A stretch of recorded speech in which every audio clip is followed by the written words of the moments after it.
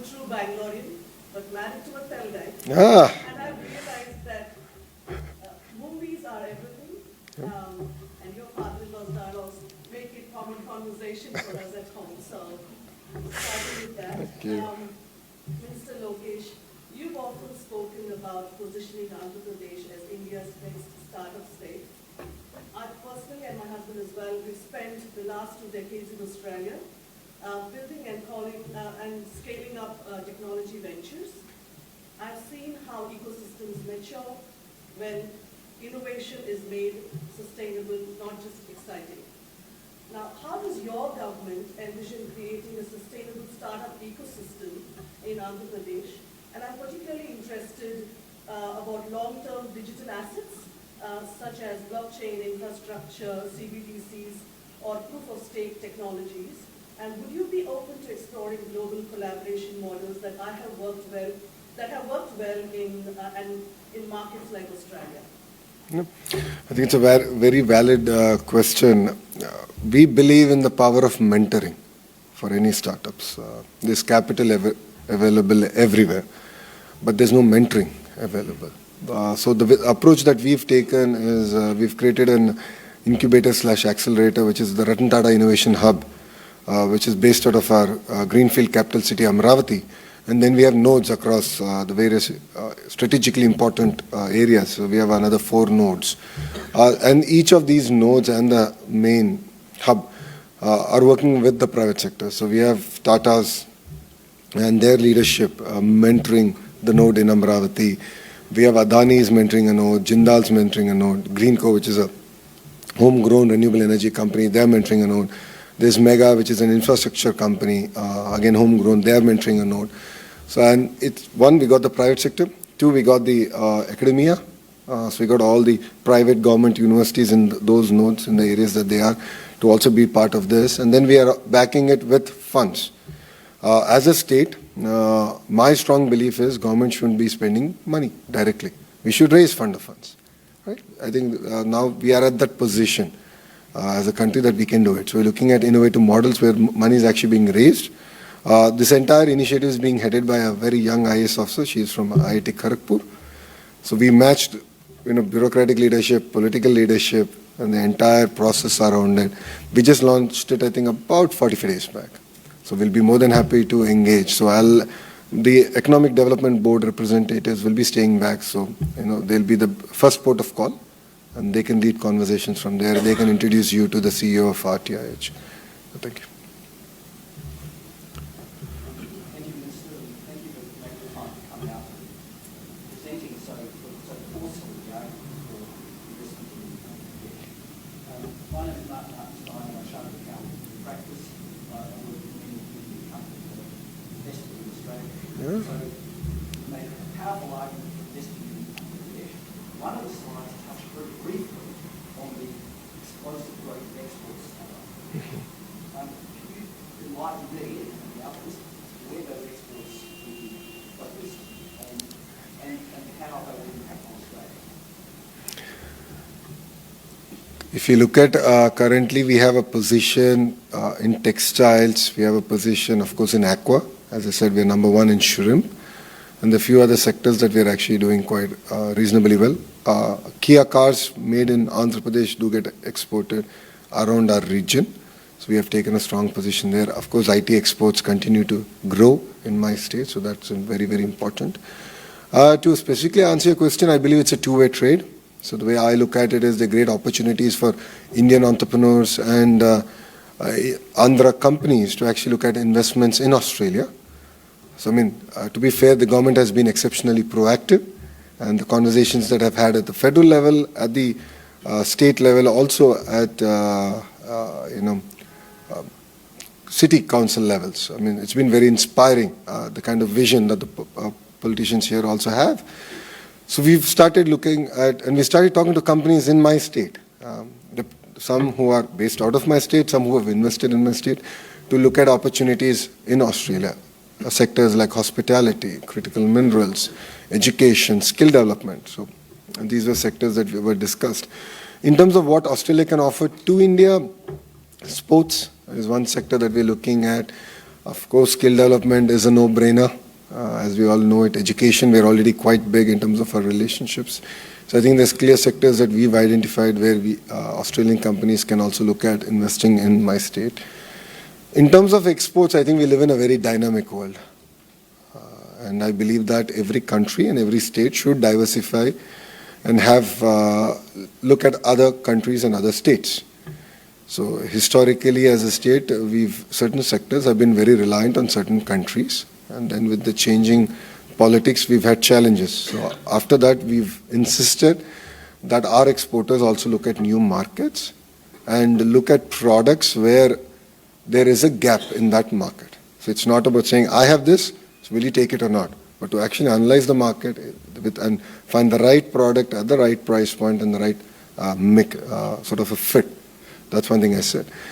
To the Australian companies, especially who are in commodities, in Sydney, I had a sit-down lunch with quite a few of them. I've asked them to look beyond wheat and certain commodities. You know, there's so much of potential in things like mushrooms and horticulture. There's massive opportunities that India has, and we can make, and especially Andhra Pradesh, which is among the top 5 states in horticulture, aspiring to be number 1. We can export to the world. And you know, our vision is not to just make the local variants of mango, but to make the Japanese variant, to grow the Japanese variant of mango in Andhra Pradesh. So there are amazing opportunities like that where I think we should look at, based on the companies that you represent, and explore opportunities through either, I think, it's Australia Trade, Austrade, or of course our Economic Development Board, and find opportunities of mutual interest. It's a long answer for a short question, but I had to. I've understood that I think it's a two-way trade from Andhra's perspective. Thank you. Hi, I'm Swati. Mr. I have one question. You spoke a lot about possible potential association with the education sector in Australia. I'm quite keen to interested what do you mean by that? And second, very interested in figuring out how's the brain drain and the brain going back to the country and that association going to come along. There are enough people you see out here who come as students, never go back, while India does with the kind of development you're seeing happening in AP. I think we do a lot with people going back as well and coming here with a more strategic vision. And my another question, little longish, but wanted to understand, Australian universities rank amongst top 50 in the world, but don't come as the priority for Indian students as such so much. How do we make sure that that starts emerging, and not because of visa issues, but more because of priority? But not anymore.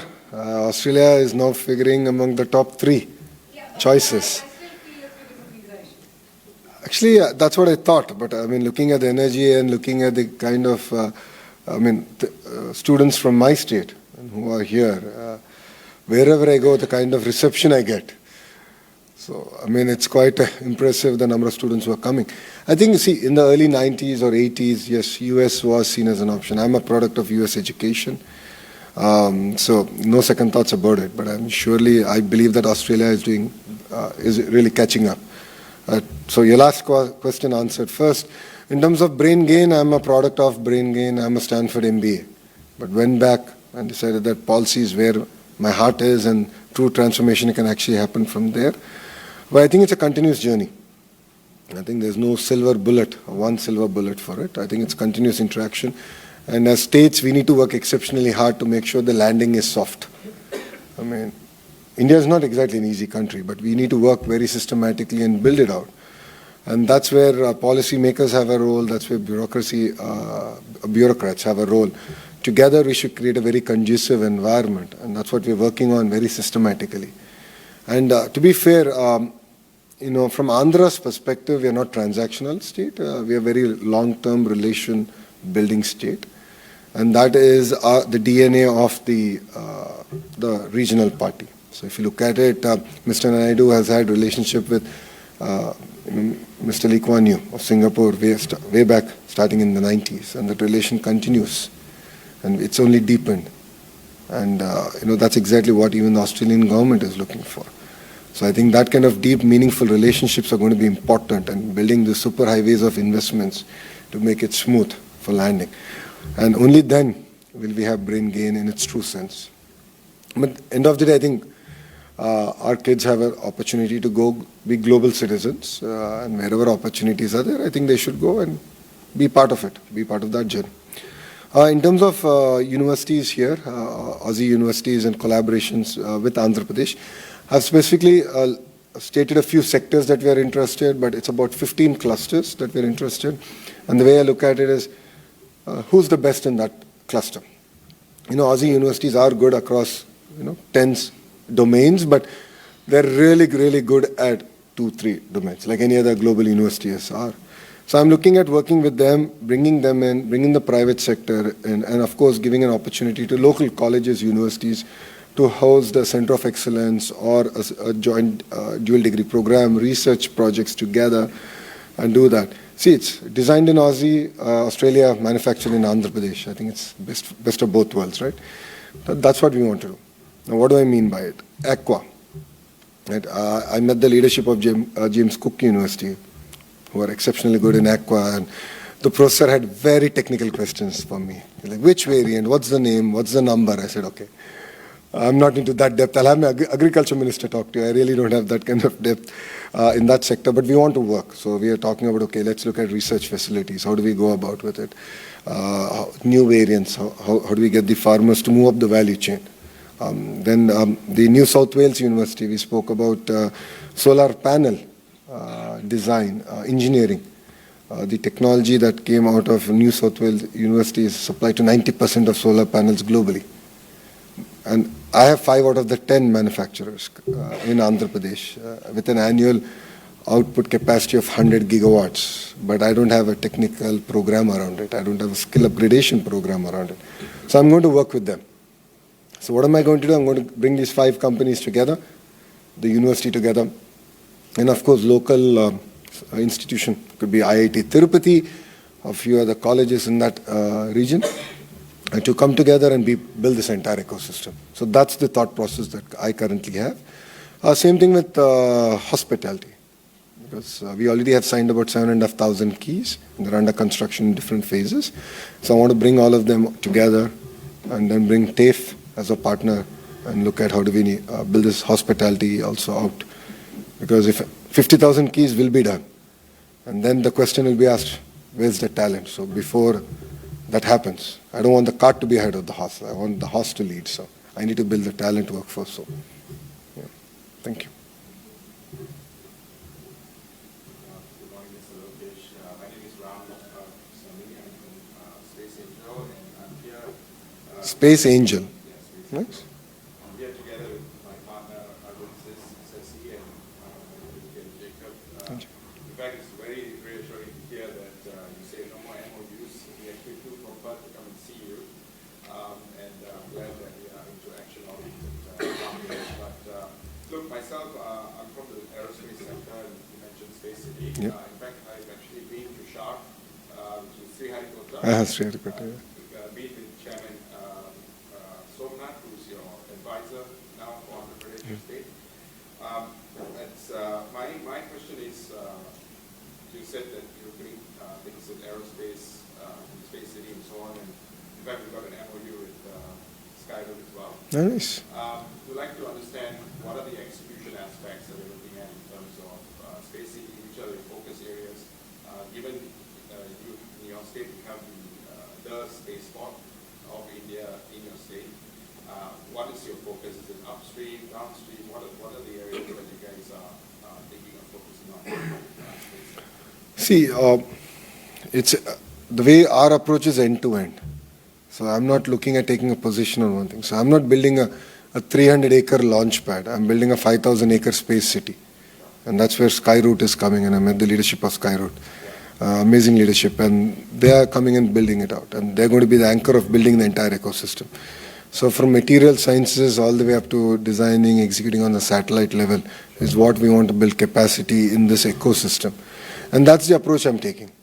So, I mean, I understand electronics far better because I'm the Minister for Electronics. So for me, it's not about just getting the display, right? It's about getting the entire ecosystem, including design, including research. And that is what makes it even more exciting for Andhra Pradesh. So that's been our approach. In terms of defense and aviation, in that sense, Raymond's has made a big announcement where they're going to work with a large OEM. I can't name it because I'm under NDA. I don't want to get into trouble and be sued. So the idea is we're going to build that out, work with them, build their ecosystem. I met the leadership of the OEM. I didn't ask them to come down. I said, give me a Rolodex. I said, I want to understand who are all your suppliers. What does it take to build the end product that you do? And who are all your suppliers? I'll go get them. Then you'll have no choice but to come to my state. And that's the approach that I've been taking. So we'll be more than happy to engage and work with you. Sure, absolutely. And build this out. Yeah. So the Economic Development Board team is here. The two lovely ladies on your right, and there's two gentlemen on your left. So they'll be here to take follow-up discussion. Yeah. Any other questions? Yeah. So this Oh. yeah. So, I think we are running out of time. What we You're can do local. You can get me whenever you want. So. Actually, you have to take one more question before we. Yeah. Anything on that end? I mean, that's a quiet corner. So. Yeah, please. Thinking corner. Why not? My name is Surya Karapati. I'm a founder of Rising Boost, a sports startup. Speak about sport in Andhra Pradesh. What specific elements you are looking at, or what's the focus we can do to come to Andhra Pradesh? Focus as in, can you please define it? I mean, you're saying which sport are we going to focus on, or what is the ecosystem?